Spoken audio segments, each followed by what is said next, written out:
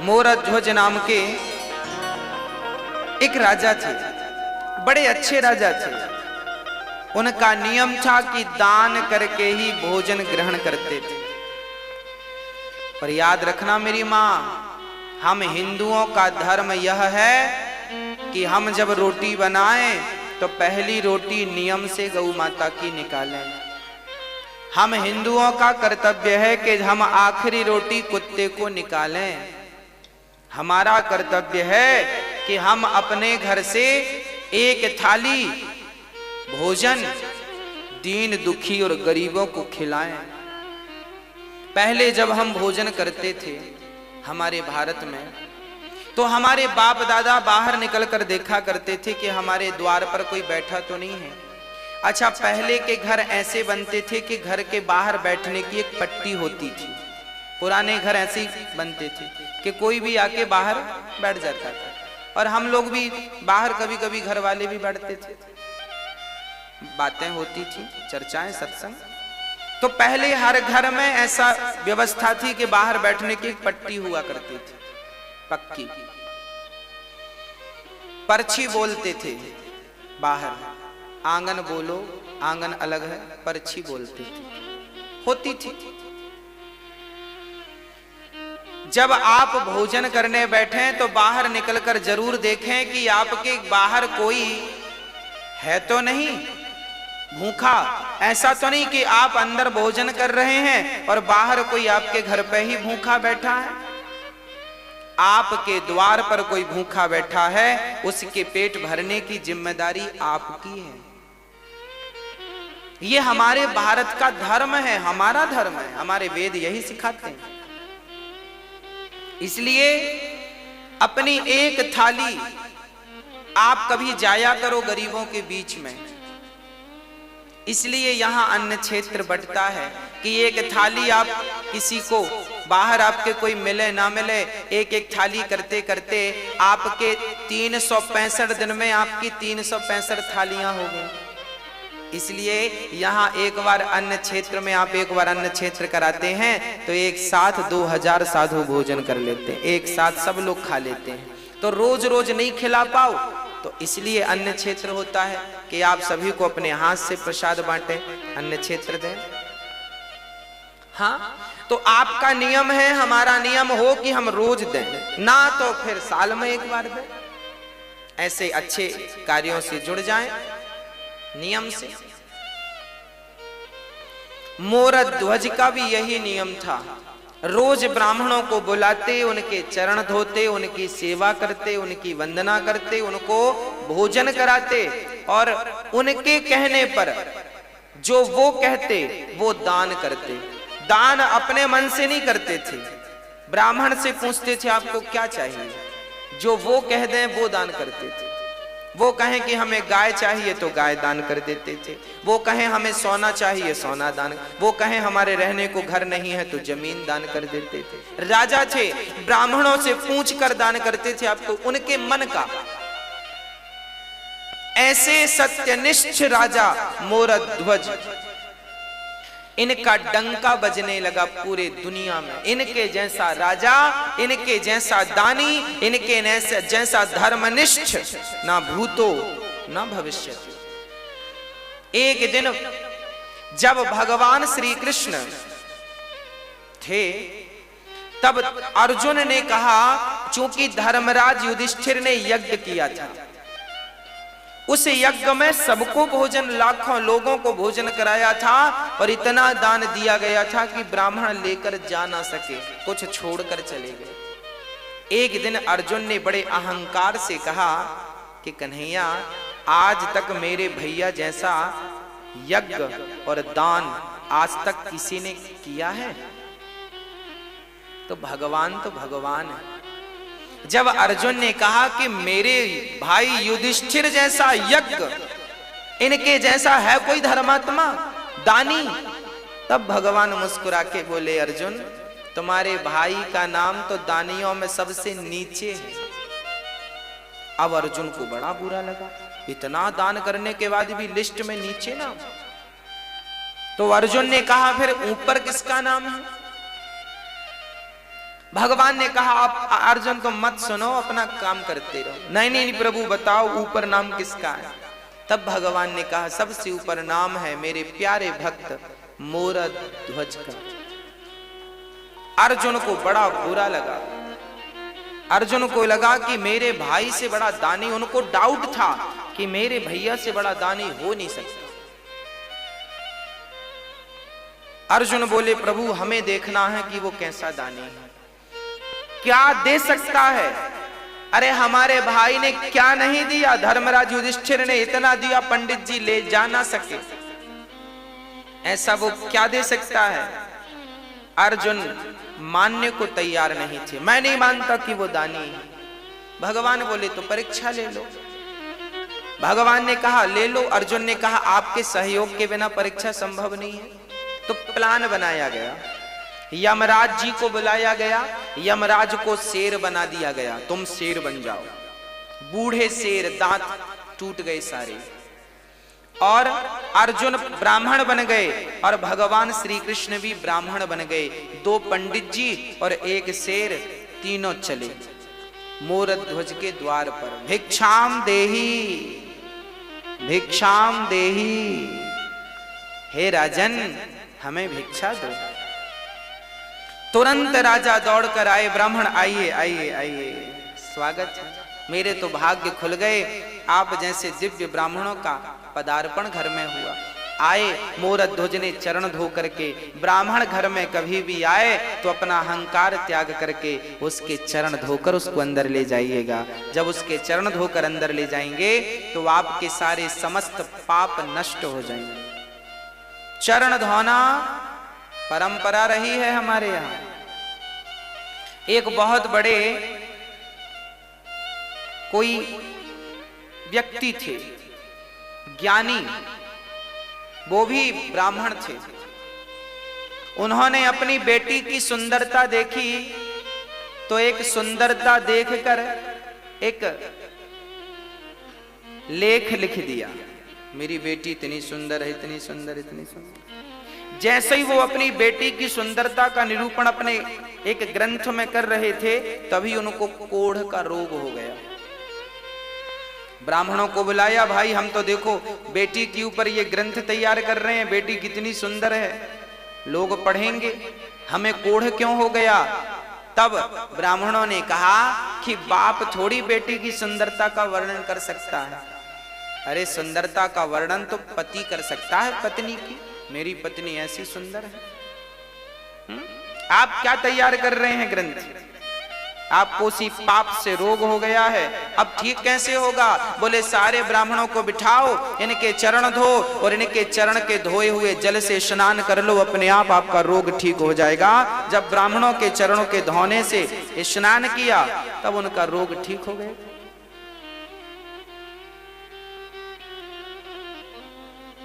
भगवान श्री कृष्ण भी सुदामा जैसे ब्राह्मणों के चरण धोए कि नहीं, हाँ या ना। वो तो भगवान थे ना, भगवान को क्या जरूरत थी ब्राह्मण के चरण धोने की। अरे ब्राह्मण तो खुद पांव पड़ते हैं भगवान के, ब्राह्मण तो खुद भगवान के चरणों की धूल मस्तक पर रमाते हैं, ब्राह्मण तो खुद अपने आंसू बहाते हैं भगवान को पाने के लिए। उस परमात्मा के लिए हम रोते हैं और वो हमारे चरण क्यों धोएगा। क्योंकि भगवान कहते हैं अतिथि देवो, यदि मैं ही इस मर्यादा का पालन नहीं करूंगा कौन करेगा। इसलिए भगवान ने ब्राह्मण सुदामा के चरण खुद धोए हैं और फिर उन्हें भोजन कराया है। आपके घर कभी ब्राह्मणों को बुलाना भोजन पर तो सबसे पहले उनके चरण धोना और चरण धोकर ही उन्हें भोजन पर बिठाना, भोजन कराना। आजकल तो 13ही बरसी में भी लोग पांव नहीं धुलते। आप अपने माता पिता की 13ही करते हो ना, बरसी करते हो ना, तो आज के बच्चे तो इतने एडवांस हैं, वो पांव धुले क्यों, क्योंकि वो तो बड़े साहब हैं। पांव धुलने में शर्म आएगी, काहे धुलेंगे पांव। अरे भैया, ब्राह्मणों के चरण को जब आप धुलते हैं तो ब्राह्मणों के चरणों को धुलने में जितना पानी खर्च होता है वही पानी तुम्हारे पूर्वजों को पानी प्राप्त होता है पीने के लिए रास्ते में। मैं मरूंगा तो मैं भी वही पानी पीऊंगा जो मैंने ब्राह्मणों के चरणों को धो करके बहाया है, वही पानी मुझे पीने को मिलेगा। आप भी मरेंगे तो आप भी प्यासे मर जाएंगे यदि कभी ब्राह्मणों के चरण नहीं धोए तो। जीवन में जलदान करना चाहिए, जो जलदान करते हैं वो पानी मिलता है आपको। और यदि जलदान नहीं कर पाए तो फिर चरण धो ब्राह्मणों के। इसलिए 13 में चरण धोए जाते हैं। ब्राह्मण 13 ब्राह्मण के चरण धोकर बिठाया जाता है ना प्रसादी के लिए। अब ये परंपराएं बंद हो गई हैं, लगभग सब मॉडल हो गए हैं, सब बड़े बन गए हैं, छोटा कोई बनना नहीं चाहता आजकल। आज एक बार कोई व्यक्ति बड़ा हो जाए उसके बाद छोटा नहीं बनना चाहता, वो कहता मैं तो खुद बड़ा हूं। गलत बात है। बड़ा वो नहीं है जो अपने आप को बड़ा बनाए और समझे, बड़ा वो है जो अपने आप को बिल्कुल मसक समान रूप कपिधरी अति लघु रूप पवन सुत लीन्हा। हनुमान जी लंका गए, बड़े बनकर नहीं गए, छोटे बनकर गए। इसलिए ब्राह्मणों के चरणों से प्रीति हो, माता पिता के चरणों से प्रीति हो, माता पिता के चरणों को धोया करो। चलो ब्राह्मणों के चरणों को नहीं धोते हो कोई बात नहीं, माँ के चरणों को धोगे तो उनका जो जल बचेगा वो भी तुम्हें मरने के बाद पानी के रूप में प्राप्त होगा, वही मिलेगा। और नहाने में तुमने जो 20 बाल्टी बहाए हैं ना उसका रत्ती भर मिलने वाला नहीं है।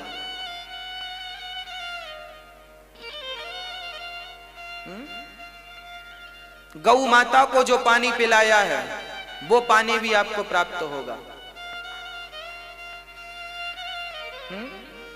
जरूरतमंदों को जल का दान दिया है वो भी जल आपको प्राप्त, जो दिया है वो मिलेगा, सीधी बात। गाली दी है तो गाली मिलेगी और राम राम दिया है तो राम राम मिलेगा। बस ये समझो कि कांटा चुभोया है तो तुम्हें भी कोई पीछे से चुभोएगा, और तुमने एक चुभोया वो 2 चुभोए, ब्याज भी मिलता है।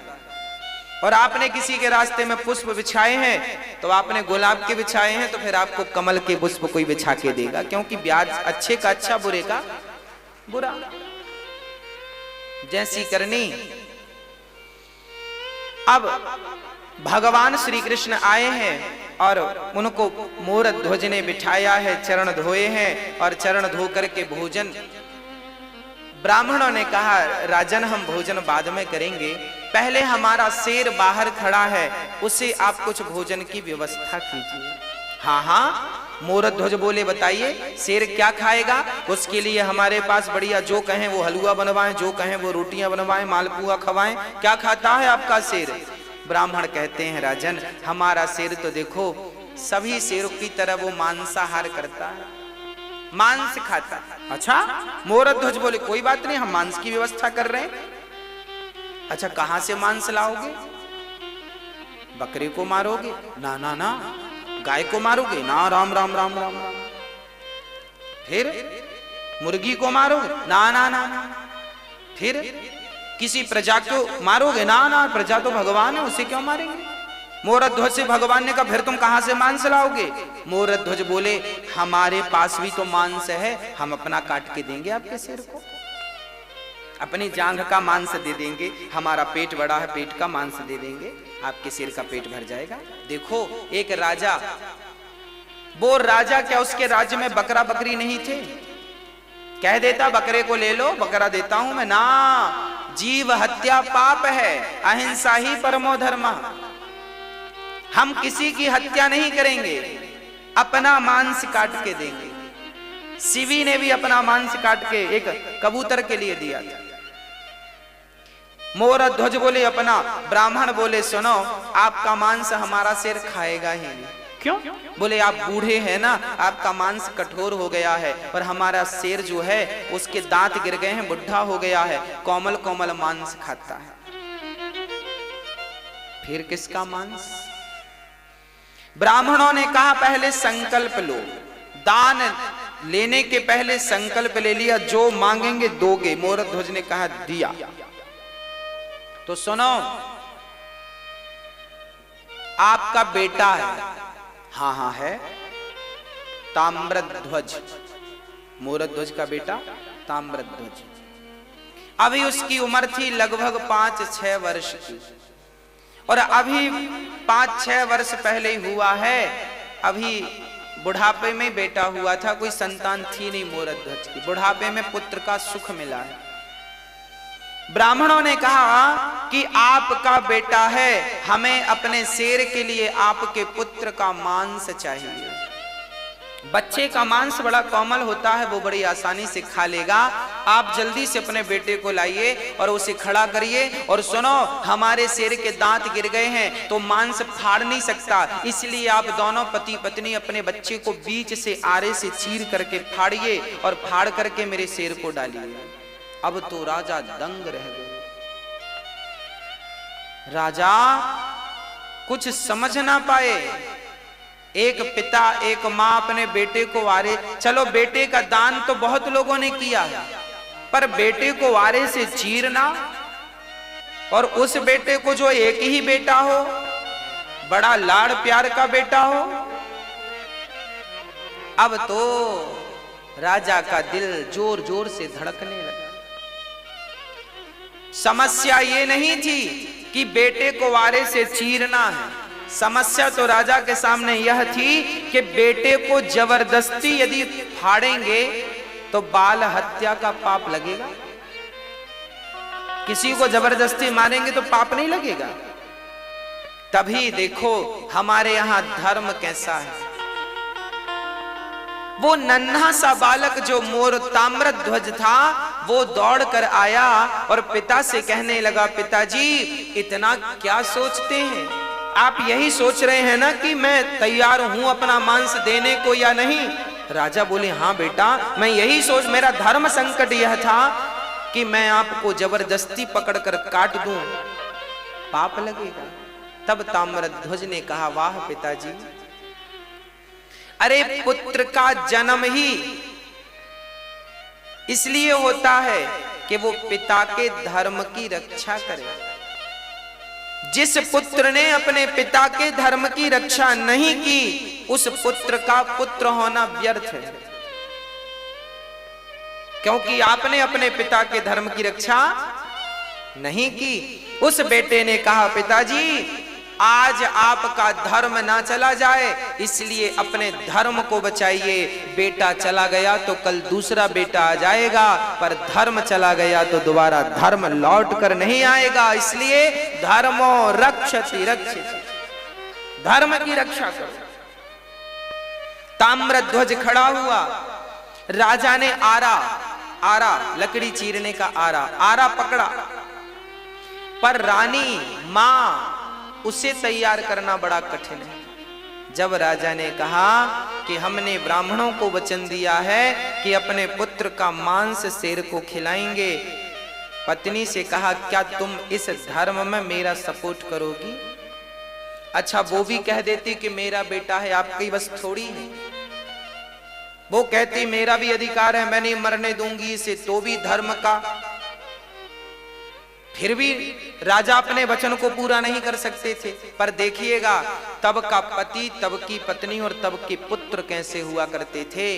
पत्नी ने कहा, स्वामी जी आप अपने धर्म की रक्षा कीजिए, मेरे तो ऐसे 100 बेटे आपके धर्म के लिए बलिदान हैं, कुर्बान हैं।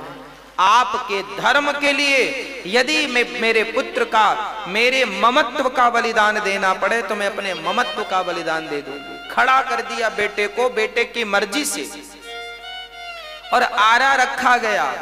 आरा चीर करके अब आरा सिर पे रखा, और जैसे ही आरा चलाने लगे, उस नन्हे से बच्चे ने कहा, पिताजी एक पल के लिए रुक जाइए, मां रुक जाइए। अंदर से गया और रुई लेकर के, रुई कान में लगा दी मां के, पिता के कान में। मां ने कहा, बेटा ये कान में तुमने रुई क्यों लगा दी? पिता ने कहा, बेटा ये मेरे कान में रुई क्यों लगाई? तब उस नन्हे से ताम्रध्वज ने कहा, पिताजी, माँ जी, जब आप आरा चलाओगी ना तो हो सकता है मैं दर्द के मारे चीखूं, हो सकता है मैं चिल्लाऊं, पर माँ मैं कितना भी चीखूं, मैं कितना भी चिल्लाऊं, मैं चाहता हूं कि मेरी चीख आपके कान तक ना जाए, इसलिए मैंने रुई लगा दी, क्योंकि कान तक मेरी चीख चली गई तो आप आरा चलाना रोक दोगे, और आरा चलाना रुक गया तो आपका धर्म ही संकट में पड़ जाएगा। और मैं नहीं चाहता कि मेरी कोई चीख आपके धर्म पर कोई बाधा बने, रुकना नहीं चाहिए आरा। बस खड़े हो गए ताम्रध्वज, आप कानों में रुई लगाई, और वो माता पिता अपने धर्म की रक्षा के लिए अपने पुत्र को ही बीच से चीर दिया। देखते देखते खून की पिचकारियां निकलने लगीं, कभी वो माँ के मुंह को भिगाए तो कभी पिता के मुंह को भिगाए, और वो पिचकारियां निकलती जा रही हैं और आरा चलता जा रहा है। ये भारत की सत्य घटनाएं हैं, ऐसा हुआ है, ऐसा भारत था हमारा। दर्शन करो इस भारत का, ऐसा भारत कि धर्म के लिए पुत्र तैयार हो गया, और धर्म के लिए माँ बाप ने बच्चे को आरे से, चूंकि वचन दे दिया था कि मैं आपको, आपके शेर को मांस दूंगा, 2 भागों में काट दिया। अब रानी रोने लगी, अब बच्चे को जब देखा तो रोने लगी। ब्राह्मणों ने कहा खबरदार, यदि आप रोए तो हमारा शेर मांस खाएगा नहीं, चला जाएगा भूखा, आपको रोना नहीं है। अब देखो, माँ ने बेटे को आरे से चीरा है, बेटा मर गया है, पर शर्त यह है कि इसके मरने पर रोना नहीं। अरे रोकर ही अपना दुख कम कर लेती वो माँ, पर रोने में भी पाबंदी लगा दी। ब्राह्मणों ने कहा इसका दायां भाग उठाकर मेरे शेर को डाल दो और बायां भाग ले जाकर फेंक दो। तब उस मां की आंखों से एक आंख से आंसू निकल गए। ब्राह्मणों ने कहा मां रोई क्यों? तब कहा उस मां ने, मेरे पुत्र का एक अंग तो आपके काम आ सका, पर दूसरा अंग आपके काम ना आ सका, इसलिए आंखों से आंसू निकल आए। शेर ने उस मांस को खा लिया और अब ब्राह्मण बड़े प्रसन्न हुए। ब्राह्मणों ने कहा राजन, अब हमें भी भूख लग रही है, अब हमें भोजन परोसो। राजा रानी ने थाल लगाई और ब्राह्मणों को परोसा, और ब्राह्मण जैसे ही रोटी तोड़कर अपने मुंह तक ले गए, वापस रख दिया। ब्राह्मणों ने कहा राजन, हम आपके घर भोजन नहीं करेंगे। क्यों नहीं करेंगे? क्योंकि आप हत्यारे हैं। कौन सी हत्या? आपने अभी अभी अपने बच्चे को मारा है, और हत्यारों के घर हम भोजन नहीं करते।